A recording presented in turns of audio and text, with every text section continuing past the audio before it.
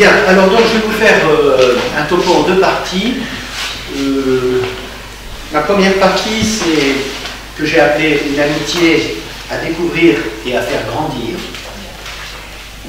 Et la deuxième partie, apparemment qu'il n'y a pas tout à fait un lien direct, mais vous allez voir comment justement, la place de l'homme dans la création de Dieu.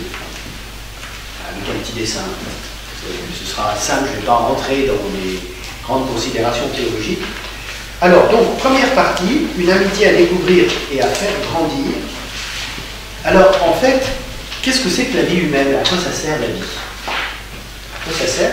En fait, on est sur Terre pour découvrir celui de qui on vient, qui est Dieu. C'est le nom qu'on lui donne, mais là, je ne vais pas m'étendre sur la question, mais on pourra y revenir. J'ai fait un topo l'année dernière là-dessus.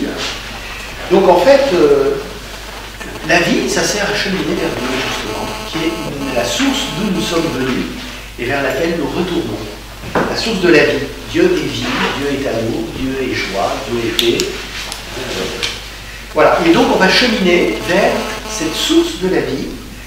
Et comme le chemin n'est pas facile, parce que nous sommes englués, je dirais, dans le monde matériel, c'est-à-dire qu'on a du mal à saisir les choses spirituelles.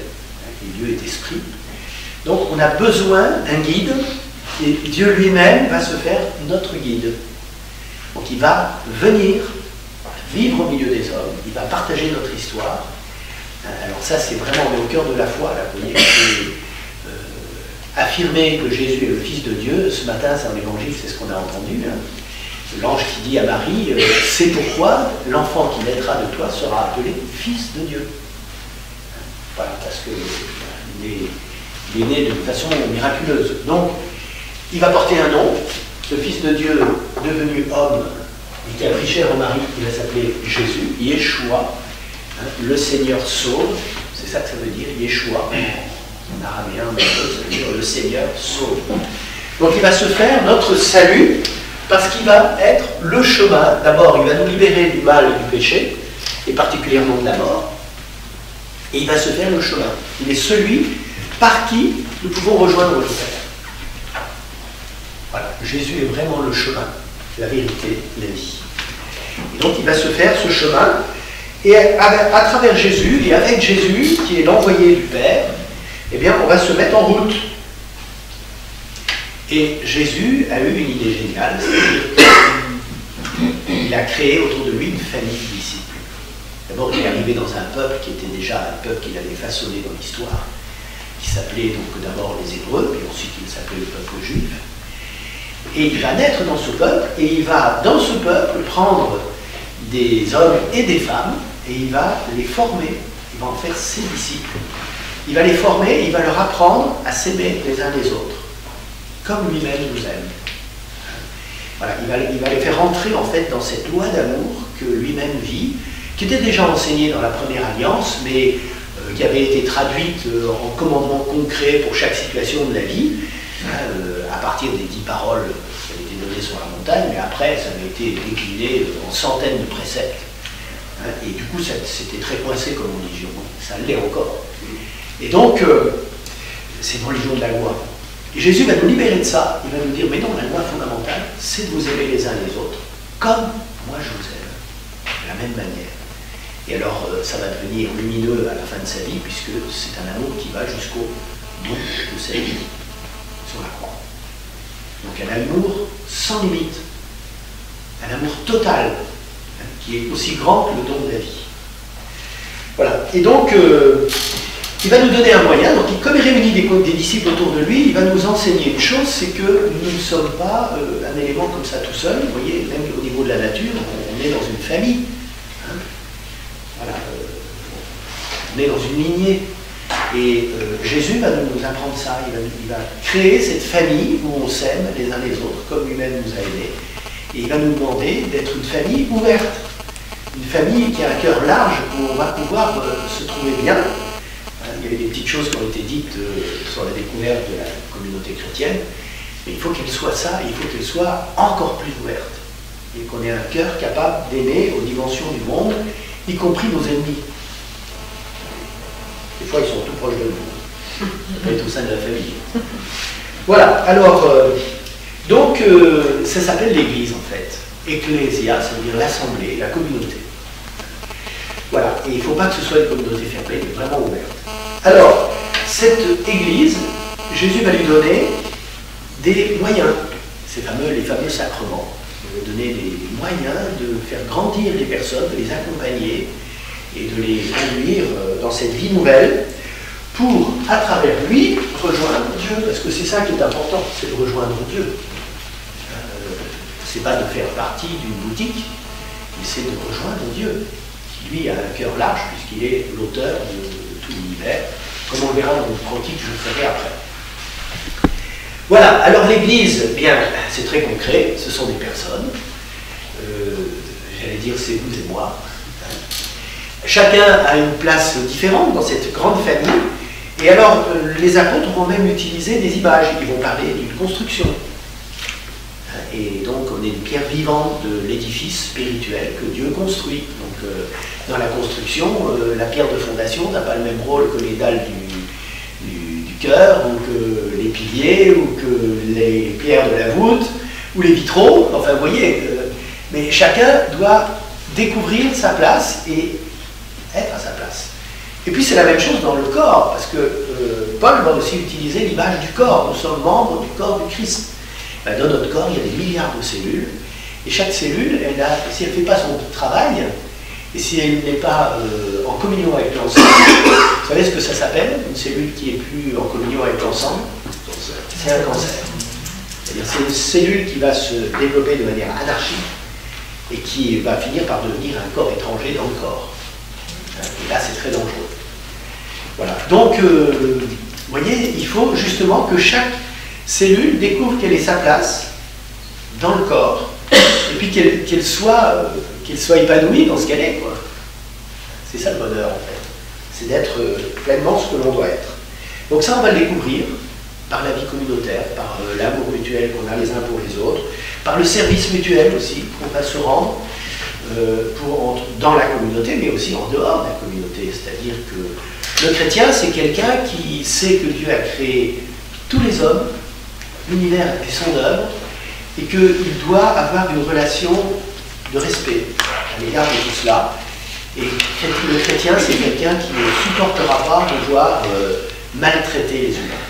Donc il va défendre les petits, les malades, les faibles, C'est pour ça que les chrétiens sont persécutés, parce qu'ils dérangent les tyrans. Vous savez, ceux qui veulent augmenter leur puissance, leur domination. Ils n'aiment pas ce grain de sable qui est là, qui leur gratte les pieds, hein, parce qu'il est en train de dire « Ah, attention, là, il y a des petits, on ne les respecte pas. Ah, là, il y a des malades. Là, il y a des gens qui sont une communauté un peu particulière, mais qui dérangent. Hein, ben non, mais eux aussi, ils ont le droit d'exister. » Voilà, le chrétien, c'est un grain de sable. Voilà. Et donc, résultat, on est persécuté, comme Jésus l'a été, parce que Jésus, c'est ce qu'il a fait. Hein. Avec les pharisiens qui étaient bien installés, qui étaient tombés dans leur confort et qui n'avaient plus envie d'évoluer, mais il les a bousculés, à tel point qu'il s'est fait haïr. Ça l'a conduit sur la croix. Donc voilà, c'est la même chose pour les chrétiens, mais il ne faut pas avoir peur, puisque de toute façon, Jésus a vaincu la mort. Donc même si notre corps peut être détruit, ne craignez pas ceux qui peuvent atteindre le corps et qui ne peuvent pas tuer l'âme. Craignez plutôt celui qui peut jeter l'âme dans la géhenne. Voilà. Donc c'est Dieu qu'on doit craindre, pas les humains. Voilà. Alors on forme cette famille, ce corps, cette construction, et on chemine ensemble, on s'appuie les uns sur les autres. Donc il y a tout un réseau de relations qu'il faut créer entre nous. Ça a été dit plusieurs fois tout à l'heure, on n'est pas chrétien tout seul. Mon Jésus à moi, qui va me conduire. Non, non. On est vraiment une famille, on marche ensemble, on avance ensemble, et on va grandir ensemble de plus en plus de notre amitié avec Dieu et de notre amitié les uns avec les autres. Et avec respect, beaucoup de respect les uns pour les autres. Cette croissance, ça prend du temps. Et alors Jésus ne veut pas nous piéger, il est respectueux de notre cheminement. C'est vrai pour les chrétiens qui sont déjà dans l'Église, qui cheminent, vous voyez, l'Église n'est pas un surveillant qui va dire attention, tu dois dans la règle, tu dois. Bon. Donc chacun doit trouver sa place. Tant mieux si on a le bonheur de pouvoir grandir et de ne pas faire trop de bêtises dans sa vie et de ne pas créer des situations insolubles. Mais même les gens qui sont dans des situations difficiles, compliquées, abracadabrantesques, si vous voulez, eh bien, le Seigneur les accueille. Et l'Église doit apprendre à accueillir aussi ces situations-là pour accompagner les gens dans leur croissance spirituelle. Parce que Dieu trouve toujours des solutions à un moment ou à un autre. La vie, c'est quelque chose de provisoire. C'est ce qu'il faut se dire. Notre vie terrestre, c'est un peu provisoire. Donc on va grandir tous ensemble pour aller rejoindre la grande famille de Dieu, où nous sommes tous attendus et où nous avons même une place qui nous est déjà préparée. C'est ça qui est magnifique. Donc, vous voyez, parmi vous, il y en a qui se préparent au baptême, il y en a qui se préparent à la confirmation. Eh bien, les sacrements, en fait, sont comme des étapes, comme des signes qui vont nous accompagner. Alors, vous voyez, le baptême, on peut être baptisé qu'une seule fois, donc c'est quelque chose qui nous fait entrer pleinement dans la communion de cette famille. Mais après, le chemin n'est pas terminé. Je vais continuer à avancer. Avec la confirmation, je vais avoir la force de devenir moi aussi un témoin de cette foi que j'ai reçue et de cet amour mutuel qu'on doit vivre. Et puis l'Eucharistie, ça c'est un sacrement extraordinaire parce que celui-là, je peux le recevoir tous les jours. Dans la tradition de l'Église, on voit plein de formules qui se sont développées. Au début de l'Église, c'était plutôt le premier jour de la semaine, uniquement. Et puis, aujourd'hui, on a, dans l'Église orthodoxe, qui est très attachée aux traditions antiques, on ne célèbre pas l'Eucharistie tous les jours. Parce que la messe, ça dure 4 heures. Enfin, ça dépend des 2 heures. Ouais, des fois 3. Enfin, ça dépend. Puis alors, surtout la communion, c'est interminable, parce que c'est le prêtre qui vous donne la béquée. Il prend un petit peu de pain, et puis il plonge dans le sang, et puis ensuite il vous donne la béquée. Y compris aux petits-enfants. C'est extraordinaire de voir la communion chez les orthodoxes. Là, on ne prend pas des laïcs pour donner la communion. Ça n'existe pas chez eux. Ils disent qu'ils sont fous, les catholiques. Ils ont été encore faire là, depuis le concile. Avant le concile, c'était jamais les laïcs qui donnaient la communion. Mais voilà, bon. On est tellement pressés chez nous que, voilà, s'il y a 500 personnes qui communient, il faut que ça aille vite, donc on va prendre 4 ou 5 personnes pour nous aider à donner la communion. Parce que sinon, la messe n'en finit pas, puis il y a le rôti à préparer, le marché à faire qui est sur le parvis. Ils vont être partis, les vendeurs, si ça dure trop longtemps. Enfin, voilà. Vous voyez, on est... Ça, c'est un peu le stress de l'Occident.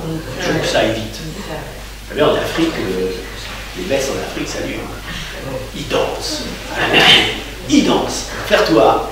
Ils dansent au moment de la consécration. Ils dansent presque pour la communion. Enfin, bref, ça dure 4 heures. Je pense qu'à la Martinique, les messes sont aussi... Ils ont pris nos mauvaises habitudes, nos mauvaises habitudes. Ah oui, donc ils ont pris nos mauvaises habitudes. Vite. Voilà. C'est ce que fait. Mais ça commence plus tôt. Ah oui, mais il y en a eu à 9h30, hein, ça compte. Voilà, donc vous voyez, les sacrements, ils vont trouver leur place. Hein, et en particulier les 3 baptêmes, confirmation, Eucharistie, qui sont les fameux sacrements de l'initiation chrétienne, hein, qui vont nous faire rentrer en relation le baptême plus particulièrement avec le Père, parce qu'on devient enfant de Dieu au baptême. La confirmation qui va nous mettre en relation plus particulièrement avec l'Esprit Saint, qui est l'amour de Dieu. Donc la force de Dieu, la gloire de Dieu, enfin, l'Esprit Saint c'est insaisissable. Et puis l'Eucharistie qui va me mettre en relation physique. Alors là, c'est quand même assez extraordinaire ce sacrement-là. On va entrer en relation physique, en communion physique avec le Fils de Dieu fait chair. C'est un truc incroyable, vous voyez, c'est un sacré mystère, hein, l'Eucharistie. C'est un truc, c'est une réalité, je ne devrais pas dire un truc. Oui. Non, mais c'est le, je ne sais pas comment on pourrait dire, c'est c'est Dieu lui-même qui se rend présent sous un signe dérisoire, celui du pain. Et quel mystère, c'est quelque chose d'incompréhensible, ce que l'amour de Dieu est capable de faire. Et comme Jésus l'a annoncé, les gens ont dit, mais il est fou. Voilà, si je donne le vrai pain qui descend du ciel, c'est ma chair donnée pour que le monde ait la vie. Il dit ça dans une synagogue devant des juifs. Hein. Les gens disent, il est fou, qu'est-ce qu'il raconte? Il ne va pas nous donner sa chair à manger. Hein. Et Jésus insiste. Ma chair est une vraie nourriture et mon sang une vraie boisson. Alors là, les pharisiens étaient là, ils disent, il est fou ce type, il est fou. Même les disciples de Jésus, ils disent, on ne peut pas continuer à suivre un enseignement pareil. Bon, c'est vrai, il fait des miracles, mais là, vraiment, il va trop loin, quoi.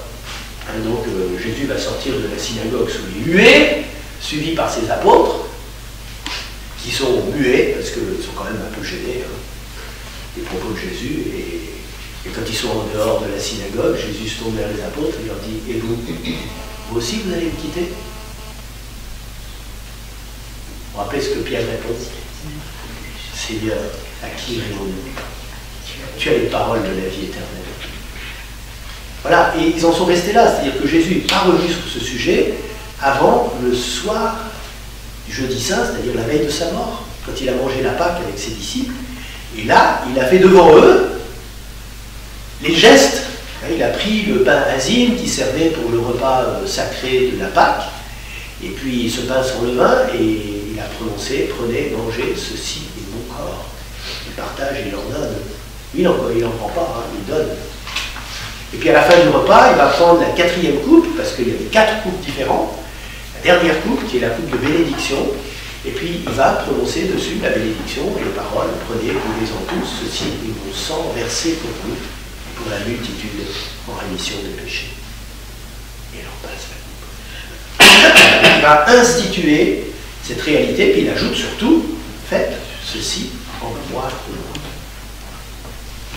Et Jésus n'a pas donné d'explication théologique, il a posé des actes et il a dit aux apôtres, faites, continuez à faire ce que j'ai fait. Alors certainement qu'après sa résurrection, il leur a expliqué certaines choses parce que le fait qu'il est passé par la mort et la résurrection, ça va clarifier des choses dans l'esprit des apôtres, parce que pour les apôtres, la croix c'était un point final, alors que pour Jésus c'était la victoire finale. Et quelle victoire, quel chemin. Il faut quand même accepter de passer par un truc pareil. Donc, vous voyez, il va transmettre ça et il va demander aux apôtres de partir dans le monde avec ce trésor qui est l'Eucharistie, qui va nourrir son peuple et qui va le faire entrer en communion avec Jésus, avec lui, avec le Père. Quand on communie, c'est un acte. Vous savez, si on avait vraiment conscience de ce qu'on fait, mais on viendrait à genoux communier. On ferait comme les Portugais, vous savez, à Fatima, ils sont là, ils doivent faire chapelet, ils marchent comme ça vers le lieu d'apparition. Oui, ils le font sur 500 mètres à peu près, mais faites déjà 500 mètres à genoux comme ça, sur des dalles de marbre. Voilà. En tout cas, c'est ça. Il faudrait que nous, chrétiens, on donne l'exemple de ce respect, de ce mystère incroyable qui se réalise à la messe, quoi.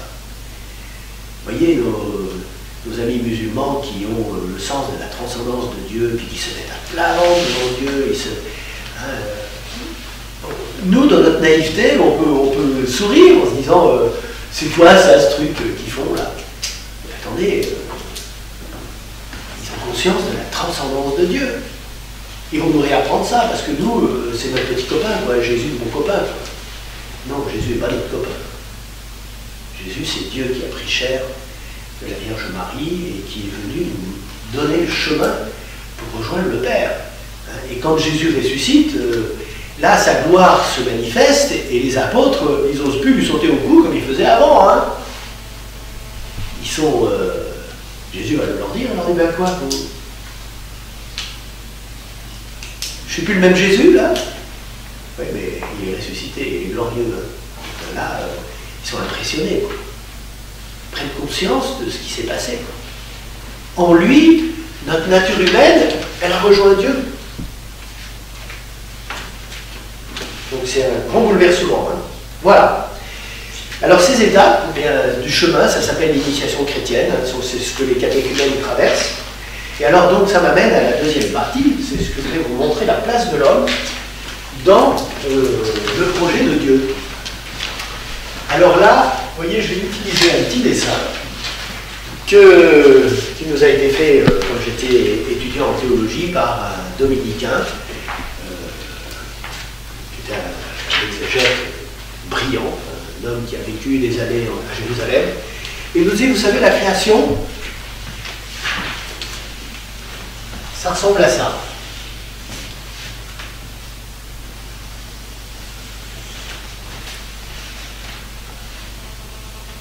Vous avez reconnu?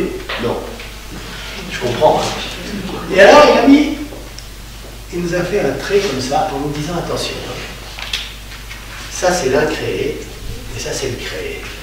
C'est-à-dire qu'il n'y a aucune commune mesure entre Dieu et l'œuvre de la création. Parce que Dieu, ce sera toujours un mystère insaisissable pour nous. Mais d'où il vient Dieu? Vous n'avez jamais entendu des enfants poser cette question. Et Dieu, il vient d'où? Mais c'est que justement, Dieu, il n'est pas dans la création. La création ne peut pas exister sans lui, c'est-à-dire qu'il y a un lien nécessaire entre toute cette partie créée et Dieu. Il y a un lien nécessaire, c'est-à-dire que nous ne pouvons pas exister sans Dieu. Mais par contre, Dieu n'a pas besoin de nous. C'est une œuvre totalement gratuite. Et alors, nos astronomes qui observent le monde avec maintenant des télescopes de plus en plus gigantesques, ils découvrent que l'univers, c'est sans limite, quoi. Impossible d'évaluer l'immensité de l'univers. La Terre, mais c'est rien dans l'univers. C'est insignifiant. Alors pourtant, la Terre, c'est grand, hein, essayez de la parcourir à pied. On en avait pour quelques années à faire le tour. Et en marchant bien, même 50 km par jour. C'est tellement immense, la planète. D'ailleurs, on est quand même, combien? 7 milliards sur la Terre. Et on pourra en loger beaucoup plus, hein, si on le sabotait un peu moins la nature. Mais voilà, donc Dieu crée l'univers gigantesque, et dans des dimensions absolument impossibles à concevoir. On ne peut pas l'imaginer, on peut imaginer l'étendue de la France. Mais l'immensité de l'univers, c'est impossible, c'est 10 puissance 23. Vous voyez ce que ça veut dire? 1 avec 23 zéros derrière. L'échelle, le changement d'échelle, c'est quelque chose d'ahurissant. Et c'est la même chose dans le sens du petit, hein, du microscopique, de l'atome. Donc vous voyez, l'univers, c'est quelque chose de gigantesque. Et Dieu va le créer comme un miroir, si vous voulez. Avec ici une ligne. Alors je m'explique. Comme un miroir, parce qu'il va créer une double face. Dans le récit de la création, il nous est dit ceci: Dieu créa le ciel et la terre. Et dans notre profession de foi, on dit le monde visible et invisible. Quand Dieu parle du ciel et de la terre, il parle du monde visible avec la terre, du monde invisible avec le ciel.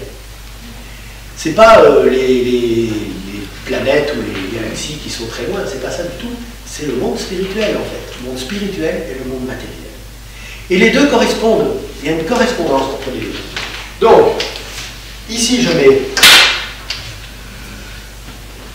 ciel, et ici je mets terre. Et je le traduis dans le sens donc, biblique. Ici, ça veut dire monde visible.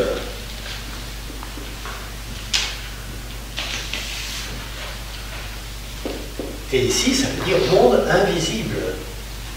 Donc, vous me comprenez que le monde invisible, c'est le monde des esprits. C'est l'univers des esprits. Et alors, il se trouve que ces esprits, on a dit, on leur donne un nom. Et c'est même par leur ministère que tout se réalise dans la première partie de la révélation. Ce que Paul dira, c'est par le ministère des anges que la première alliance a été réalisée. Voilà, les anges. Et alors ici, je ne peux pas mettre un mot uniquement si c'est le monde matériel, si vous voulez, la matière qu'on va retrouver ici. Et il y a une ascension dans la matière, comme je vais vous le dire. Chez les anges, il s'est passé un drame. C'est qu'au moment de la création, Dieu a révélé, les anges n'ont pas le même mode de connaissance que nous, ils ont eu connaissance du projet de Dieu.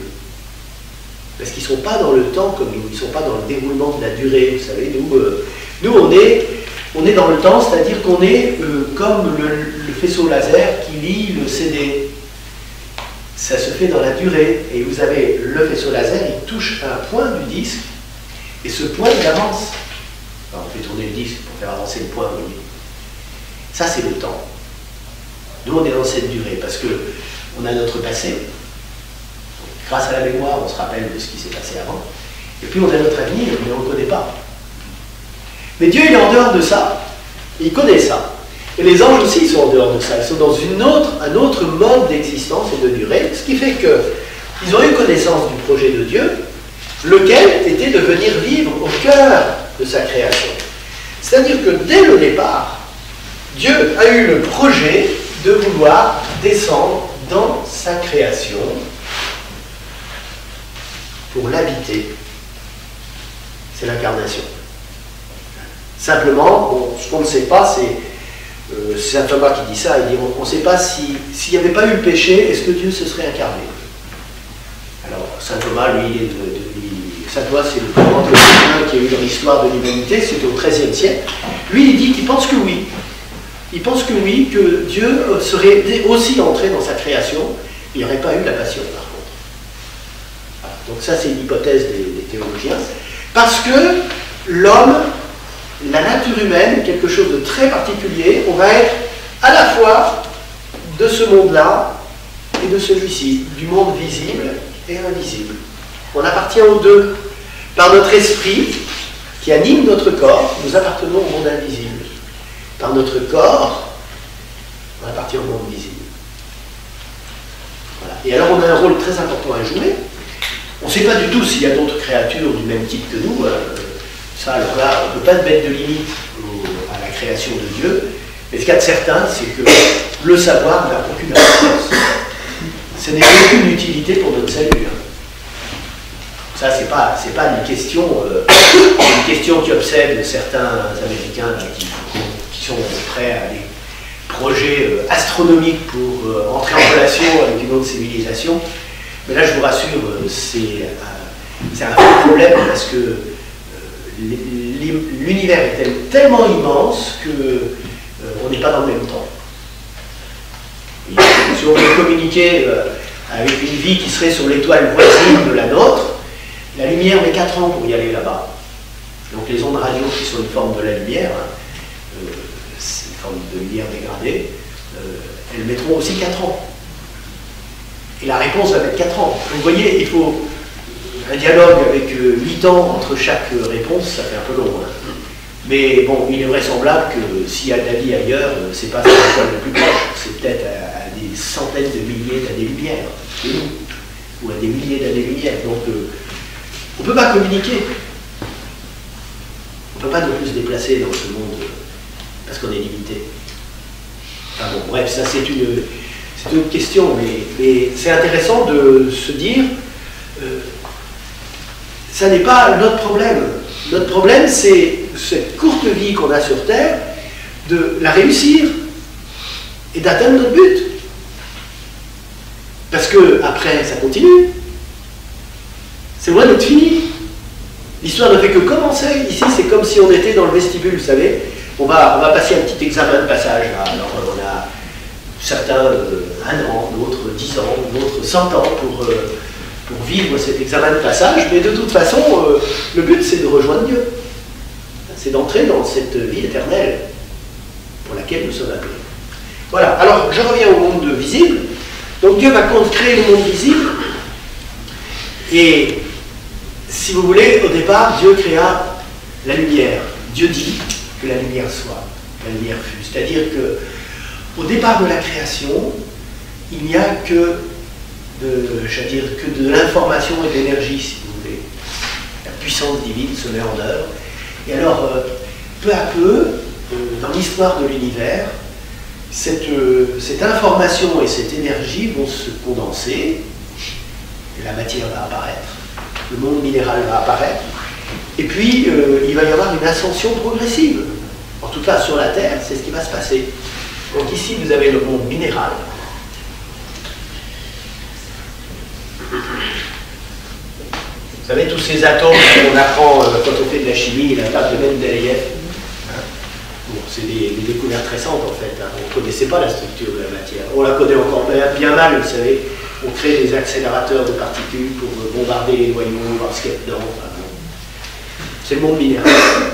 Mais attention, ce monde minéral, comme je vous le dis, c'est de l'énergie condensée. Alors attention, pas jouer avec ça. Ça donne des bombes atomiques. L'énergie nucléaire, c'est justement l'énergie qui est dans les noyaux des atomes. Et l'homme, il est comme un apprenti sorcier dans tout ça. Vous savez, tout ça. Et puis, comme par hasard, le premier usage qu'ils en fait, c'est pour détruire. Alors, malheur à nous si nous jouons trop avec ça. Et voilà. Mais c'est vrai au niveau du monde de l'atome, mais c'est vrai aussi au niveau de la vie, quand elle va commencer à apparaître, c'est la même chose. L'homme n'a pas le droit de jouer avec ça. Nous ne sommes pas Bruce Tout-Puissant. Je ne sais pas si vous connaissez ce film. Qui a vu ce film? C'est rigolo comme tout. Hein. Nous ne sommes pas Bruce Tout-Puissant. Nous sommes une créature. Nous sommes des usufruitiers de la création. Vous savez ce que c'est qu'un usufruitier? Hein, c'est quelqu'un qui n'est pas propriétaire. Mais il a le droit de jouir du bien. Il n'a pas le droit de le gaspiller, de le détruire. Donc nous sommes usufruitiers dans la création. On doit avoir à l'égard de ce monde créé par Dieu, aussi bien d'ailleurs cette face ici que celle-là, nous devons avoir un immense respect par rapport à cette création.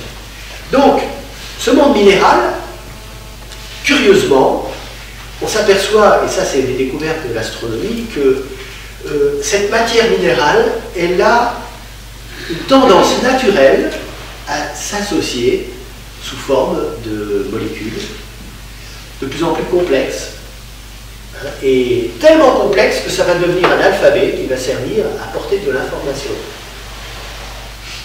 C'est merveilleux ça. On a découvert ça au 19e siècle, ça s'appelle l'ADN.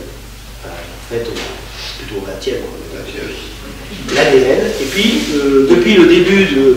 Enfin, ça a commencé dans les années... Moi, quand j'ai fait mes études scientifiques, on commençait à déchiffrer les gènes. Commençait. Mais c'était interminable. Après, on a accéléré les méthodes, on a été beaucoup plus vite. Et on connaît, depuis le début des années 2000, on connaît le génome humain. Et malheureusement, aujourd'hui, on commence à jouer à l'apprenti sorcier. Vous savez, on fait des découpages. On vient d'inventer une molécule qui permet de couper des éléments dedans et les remplacer. Alors là, mes amis, pire qu'avec l'énergie nucléaire. Parce que si on commence à toucher à l'information génétique, on ne sait pas ce qu'on fait. On ne sait pas qu'est-ce qu'on va déclencher. Parce que malheureusement, on ne connaît pas toutes les règles de la vie. On connaît mal tout ça. Et on commence à manipuler. Ben, je ne peux pas vous dire qu'on se prépare au lendemain qui chante. Ça, il ne faut surtout pas toucher. On le fait parce qu'on n'a plus une approche sacrée de la création. On a une approche utilitaire. Le seul but, c'est de gagner du fric. Malheureusement, hein, c'est ça le problème. C'est qu'on est dans une approche utilitaire, mercantile de la création, moyennant quoi on se comporte là-dedans comme des barbares. Et vraiment comme des barbares. Hein. Et on se permet d'aller tripoter là-dedans, et on ne sait pas ce qu'on fait. C'est de la super mécanique extrêmement complexe. Vous savez que le code génétique que nous portons dans chacune de nos cellules, c'est l'équivalent de 3 fois la Bible. Et dans chacune de nos cellules, on a 3 fois la Bible d'informations. C'est ahurissant, c'est énorme. Voilà, et donc on doit aborder tout ça avec un immense respect. Je dirais, on donnera une attitude religieuse devant la nature. Et vous savez, les païens, les animistes, ils ont plus de respect que nous par rapport à la nature. Moi, je trouve ça admirable. Ils ont, vous voyez, ils vont parler de l'esprit des arbres. Il y a certaines cultures, avant de couper un arbre, on fait une prière, on demande pardon à l'arbre avant de le couper. Alors nous matérialistes comme on est, on trouve ça puéril. On n'a rien compris. C'est eux qui ont raison. C'est eux qui ont raison. La nature, c'est quelque chose de sacré. Alors, dans cette nature, à un moment, la complexité se fait et il va y avoir apparition de la vie. La vie apparaît et elle est d'abord végétative. C'est le monde végétal. Donc la vie apparaît, c'est-à-dire que vous allez avoir des systèmes complexes qui vont grandir, se reproduire aussi et qui sont enracinés dans la terre. Ils vont transformer du minéral en végétal.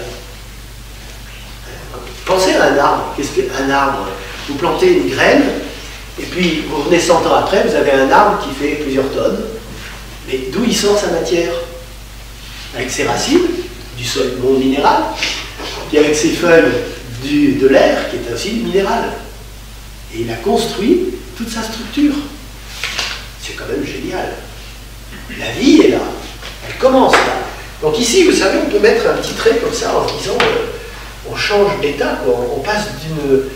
Alors c'est perméable, mais comment on passe donc de ce monde inerte, minéral, à la vie? Qu'est-ce que c'est que la vie? Et puis, on va avoir des végétaux de plus en plus complexes. On en a même certains qui sont déjà un peu comme des animaux, ils mangent. Hein. Vous avez les plantes carnivores. Hein. Ils sont équipés, là, ils attrapent les mouches. Bon, enfin bref. Vous avez une progression et on va voir apparaître le vivant animal.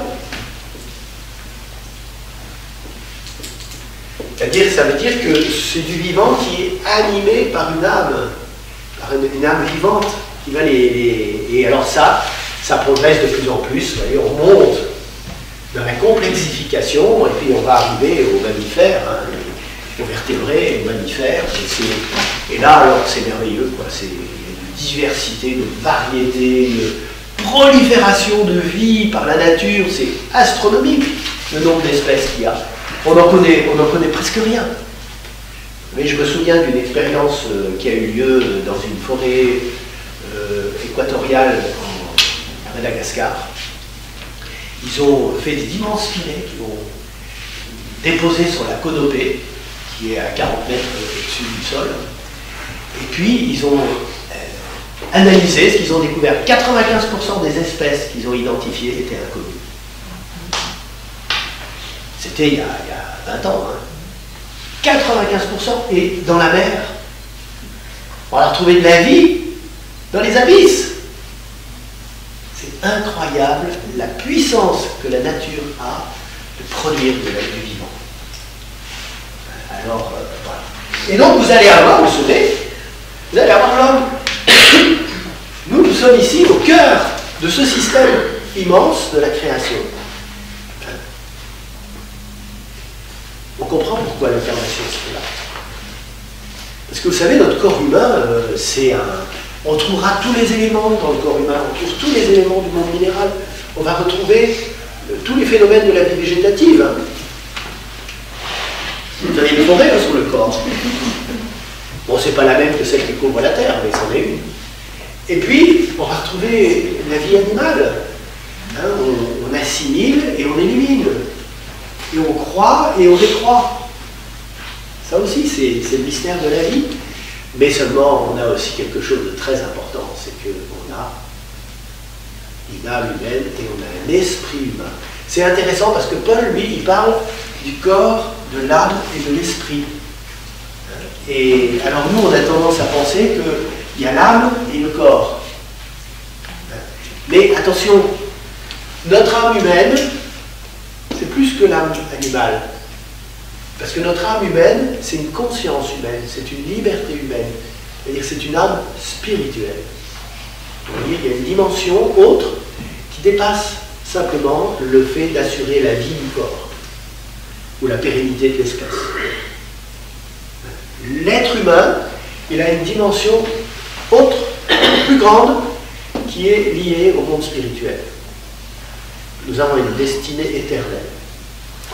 Et alors, c'est là où notre rôle est important, c'est parce que, étant là au cœur du système, Dieu va nous donner une mission particulière. On résume les deux mondes. On doit travailler au parachèvement de la création en la sanctifiant, en faisant en sorte que, par notre action, se prépare la spiritualisation de l'univers. Et quand vous lisez la Bible, c'est quelque chose que je sors de la Bible. On voit bien que la création aujourd'hui n'est pas achevée. L'homme, il a un rôle à jouer pour faire grandir cette création et l'amener à sa perfection. Et notre sainteté est capitale. Si nous sommes habités par l'Esprit de Dieu, eh bien, notre action sur le monde va être sanctifiante et va transformer le monde. Et on aura la gratitude du monde vivant qui va nous rendre grâce, en fait. Il va nous rendre... Moi, je me souviens d'un passionné des oliviers. Vous savez, dans le Midi, il y a des oliviers. Hein, et il me disait, les oliviers, si vous les aimez, ils vont vous le rendre. Et il nous a donné des exemples concrets. Il a dit, regardez, un olivier, laissez la broussaille s'installer. On n'a rien de temps, au bout de 3 ans, il ne donne plus d'olives, c'est fini. Par contre, il est toujours vivant. Hein. Vous pouvez venir un siècle après, débroussailler autour, l'olivier va repartir. La souche ne meurt pas. Les oliviers, c'est quelque chose d'incroyable. Il y a une puissance de vie dans cet arbre. Ce n'est pas par hasard si dans la Bible, c'est l'arbre qui a été choisi pour l'huile de consécration. Donc, il y a une puissance de vie.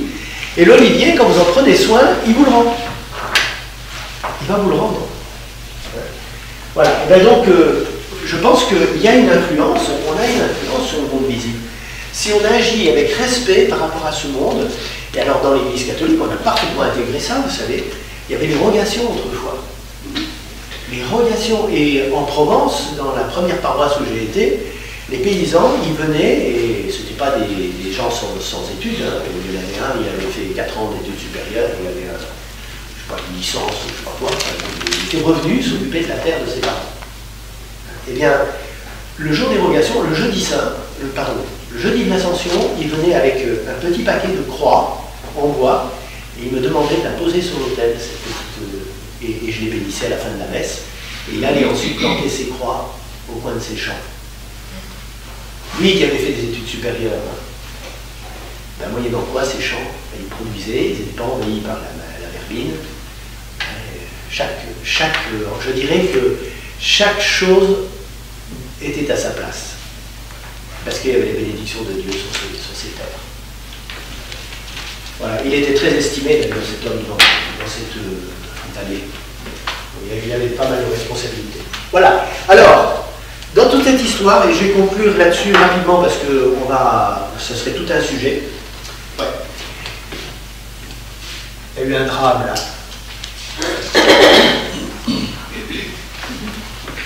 Il y a eu un drame.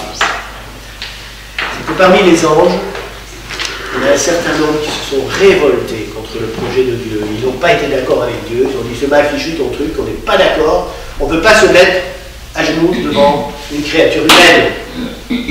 Cette nature inférieure à la nôtre. Ça a donné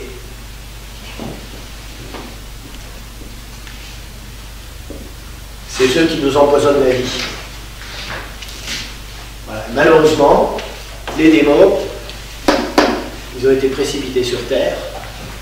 Et aujourd'hui, nous ne luttons pas contre la chair et le sang, mais contre la puissance des ténèbres répandues dans les airs et les Et en fait, il y a un combat spirituel extrêmement important, d'où l'importance de se mettre dans la main de l'Esprit Saint. Et Si on est en communion avec Jésus, on n'a rien à craindre. Peut-être qu'on sera persécuté, mais ça n'a pas d'importance. L'important, c'est d'être en communion avec Dieu, par Jésus-Christ. Voilà, alors la lutte contre le mal, ça fait partie de notre lot sur Terre. Hein, et c'est pas comment dire, ayons une vision juste de ça, parce que la lutte contre le mal, c'est d'abord une lutte contre le mal en nous. C'est très important parce que notre nature est blessée, elle est fragilisée, et on peut être tenté par le diable. Dans Notre Père, on dit délivre-nous, ne nous laisse pas entrer en tentation. Là, il y a une traduction qui doit être changée parce qu'elle n'est pas juste. Hein. Ne nous soumet pas à la tentation, c'est pas Dieu qui nous soumet à la tentation. Il permet que nous soyons tentés. Ne nous laisse pas entrer en tentation. Donc, défends-nous contre les pièges du démon. Voilà. Donc vous avez le petit schéma tout simple qui vous donne un peu la vision d'ensemble. Hein, et si vous voulez, après, il y aura une autre fois, je reviendrai plus sur le centre, pour que vous voyez comment Jésus est là. Hein. D'ailleurs, on peut le mettre tout de suite. Hein. Vous avez Jésus qui est un homme, enfin qui est Dieu qui s'est fait homme. Et en fait, la conséquence de l'incarnation, c'est que Jésus, il a une humanité complète, il est un vrai homme. Comme nous, il a une âme humaine, il a un esprit humain, mais c'est une personne divine qui a épousé cette nature humaine. Donc on peut dire que Jésus, il est à la fois vrai Dieu,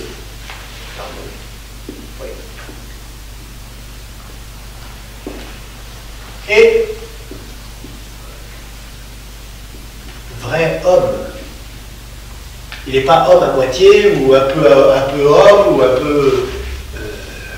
il est vraiment à part entière, pleinement homme et pleinement Dieu. Ça, c'est une question qui est une pierre d'achoppement. Vous voyez ce que c'est? Ça fait trébucher, en fait. Et ça fait trébucher depuis le début de l'histoire de l'Église. Comment, toi qui es un homme, comment peux-tu prétendre que tu es Dieu? Ça a été l'objection dès le départ par les Juifs. Hein. Toi qui n'es qu'un homme, comment peux-tu prétendre être Dieu? Comment peux-tu pardonner les péchés? Hein. Et Jésus répondra toujours en disant, si vous ne croyez pas à mes paroles, croyez à cause des œuvres que j'accomplis. Hein. Et il va aller jusqu'à ressusciter un homme dont le corps était corrompu. La résurrection de Lazare. Hein. Ils sont déjà, donc il était en pleine décomposition. Et donc Jésus prie devant le tombeau et affirme, dit, Père, je sais que tu m'exauces toujours, mais si j'ai parlé, c'est afin que ceux qui sont là croient que tu m'as envoyé. Donc il affirme sa divinité. Donc ça c'est vraiment important, parce que Jésus vient là, et puis vous verrez après, il y a plein de choses qu'on peut dire sur l'homme et la femme, comment les choses se combinent dans la création, le rôle qu'on a à jouer tous. Ça se passe là au cœur. Ça va? Ben, merci.